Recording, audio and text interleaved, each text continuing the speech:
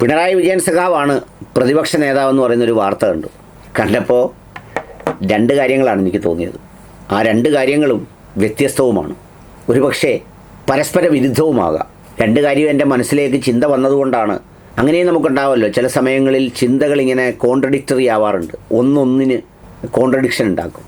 പിണറായി വിജയൻ പ്രതിപക്ഷ നേതാവായെന്ന് കേട്ടപ്പോൾ എനിക്ക് തോന്നിയത്, ഈ കഴിഞ്ഞ തെരഞ്ഞെടുപ്പിലെ പരാജയത്തിൻ്റെ ഏറ്റവും പ്രധാനപ്പെട്ട കാരണങ്ങളിലൊന്നായി രഹസ്യമായി കമ്മ്യൂണിസ്റ്റുകാർ പോലും സമ്മതിക്കുന്നൊരു കാര്യമാണ്, അത് പിണറായി വിജയൻ എന്ന് പറയുന്ന മനുഷ്യൻ്റെ രണ്ടാം പിണറായി സർക്കാരിലെ നിലപാടുകളാണ് എന്നത്. ഒന്നാം പിണറായി സർക്കാരിൽ പ്രളയത്തെയും മറ്റ് പ്രതിസന്ധികളെയും മറികടക്കുന്ന ക്യാപ്റ്റനായെങ്കിൽ, രണ്ടാം പിണറായി സർക്കാരിൽ മലയാളികൾ ഒരിക്കലും ഇഷ്ടപ്പെടാത്ത, മലയാളികൾക്കൊരിക്കലും അംഗീകരിക്കാനാവാത്ത സവിശേഷമായ പെരുമാറ്റങ്ങളുടെ വ്യതിരിക്തമായ രൂപങ്ങളും രീതികളുമാണ് യഥാർത്ഥത്തിൽ അദ്ദേഹത്തിൽ കണ്ടത്. ആ എസ്കോർട്ട് വാഹനം മുതൽ, മൈക്കുകാരോടുള്ള ദേഷ്യം മുതൽ, മൈക്ക് പിടിച്ചൊടിക്കൽ മുതൽ, പിന്നെ നമ്മുടെ സാക്ഷാൽ വെള്ളാപ്പള്ളി നടേശൻ സാറിനെ കാറി കയറ്റിക്കൊണ്ട് പോകുന്നതടക്കം എന്ന് വേണ്ട, ഏറ്റവും ഒടുവിൽ ഗോവിന്ദൻ സഖാവിൻ്റെ ഭാര്യയ്ക്ക് സീറ്റ് കൊടുത്തതടക്കമുള്ള വിഷയങ്ങളിൽ ഏറ്റവും ജനസ്വീകാര്യത അല്ലെങ്കിൽ അസ്വീകാര്യമായ തീരുമാനം, ഇടപെടലുണ്ടായത് പിണറായി വിജയനിൽ നിന്നാണെന്നാണ് പറഞ്ഞത്. അതുകൊണ്ട് തന്നെ പിണറായി വിജയനെതിരെ പഞ്ചപുച്ഛമടക്കി നിന്നവർക്കെല്ലാം ഇനി എല്ലാം സംസാരിക്കാനുള്ള അവകാശമുണ്ടെന്നും ഏത് കമ്മിറ്റികളിലും വർത്തമാനം പറയാമെന്നുമൊക്കെയാണ് തോൽവിക്ക് ശേഷം പാർട്ടി പറഞ്ഞത്.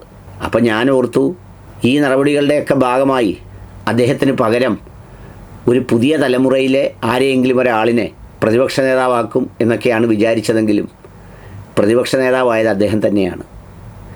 ഈ വിജയിച്ച MLA-മാരുടെ കണക്കെടുത്ത് നോക്കുമ്പോൾ ഏറ്റവും കൂടുതൽ യുവാക്കൾ, ഏതാണ്ട് 30, 35, 40 വയസ്സിനകത്തുള്ള യുവാക്കളുടെ ഒരു വലിയ നിരയാണ് UDF ക്യാമ്പിൽ ജയിച്ചു കയറിയത്.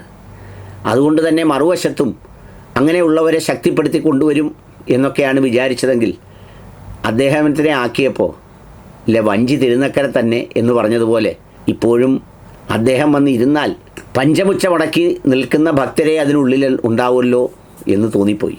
അതാണ് അതിൻ്റെ ഒരു വശം. രണ്ടാമത്തെ വശം ഞാൻ ചിന്തിച്ചെന്താണെന്നറിയോ, ഇത്രയും പ്രായമായ ഒരു മനുഷ്യൻ, 10 വർഷം മുഖ്യമന്ത്രിയായിരുന്ന ഒരു മനുഷ്യൻ, ഇനി വെറും MLA ആയി പോയാൽ മൂന്നാം നിലയിൽ നിന്ന് തറയിൽ വീണൊരു സ്ഥിതി ഉണ്ടാവും. അത് ഈ വാർദ്ധക്യകാലത്ത് ചിലപ്പോൾ സഹിക്കാൻ കഴിയുന്നതിനപ്പുറമാവും.